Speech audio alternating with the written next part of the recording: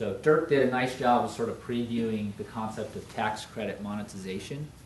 And that's a situation where, hey, I'm building a project. It's nice to have all these tax credits, but hey, I can't use them. And the typical developer can't use them because of the fact that you receive all these accelerated tax depreciation benefits.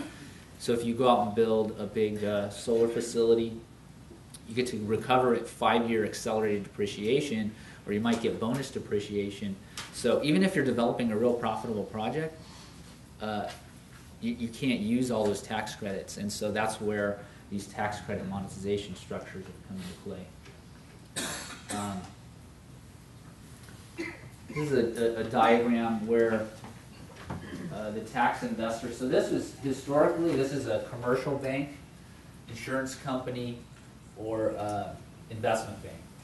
And they would come in and invest capital into the project, and they would take out 99% of the depreciation, they would take out 99% of the tax credits, and then they would be at sort of a target. And the term flip comes from the shifting of allocations. So this is a flip down to 5%, meaning they, as part of the cash flows that they receive during these two periods and part of the income and tax credits they received during these two periods, they achieved a target IRR. And that IRR flips the allocations down to a residual interest, which ordinarily you would try to flip it down to as small as you could. And before there was a safe harbor, people would flip it down even smaller. And in 2007, this revenue procedure came out from the IRS, and they said, the way the tax rules are written, you can't just buy and sell tax benefits. And so this structure had evolved where you'd use these partnership rules where the project would own it and you'd specially allocate. And to the extent you sort of push the envelope and structured it so much that they're really just buying the tax benefits, there was a risk of an IRS recast of the transaction. So that safe harbor came out in 2007 and basically said, you can't really flip down to lower than 5%. Or it's actually 5% of 99%, so it could be 4.95%.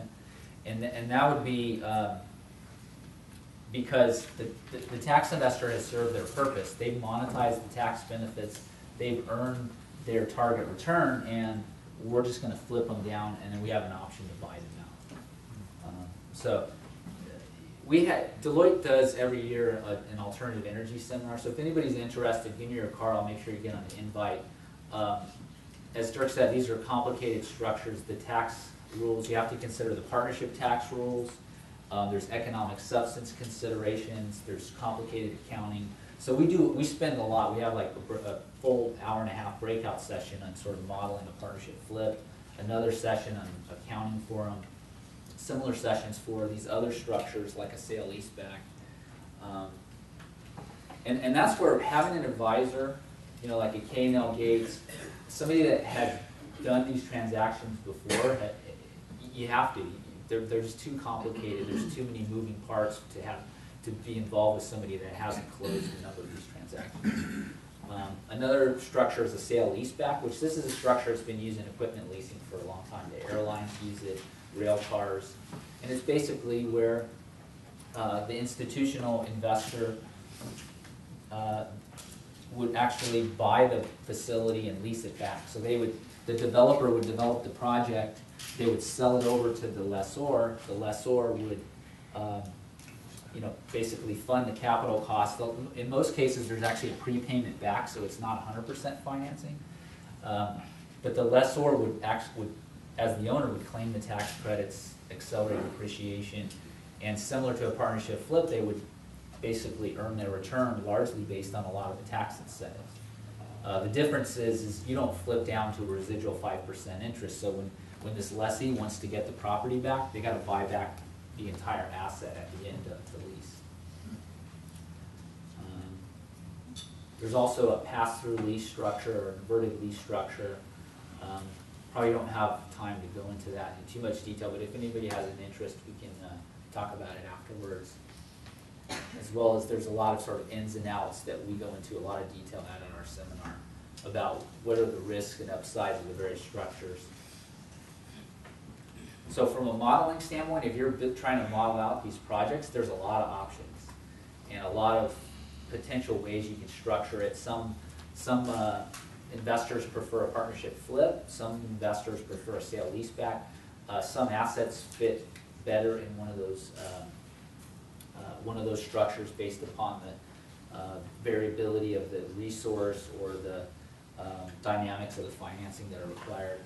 Another structure that I'll just quickly preview, which we've seen utilized in most cases where there's a party involved that would be eligible to receive the investment tax credit or the treasury grant because they're a tax exempt entity, like maybe a municipality or a municipal co-op, electric co-op. If they tried to apply for the treasury grant, they would not get it. And so they say, well, we don't want to leave all that money on the table, but hey, we can go out and borrow cheaply because we're a tax exempt entity and issue bonds and sort of pay over time that way and take that initial upfront amount and prepay for the power. And so provided that this transaction is structured in the proper way under various tax rules to be respected as a purchase of power or a service contract, this is a structure where, in essence, the tax benefits would accrue here and would, in essence, be passed through in the form of this, in this service contract, and ultimately with an option to buy the project back here. So, and Jerry, you can probably talk to this because I know Canon has been involved in one of these transactions, but it's an interesting way to involve a non-taxable entity and still preserve the tax benefits.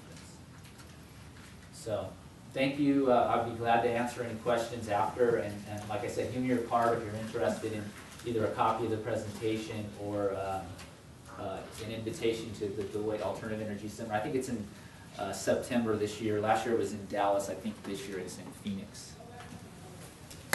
Thank you.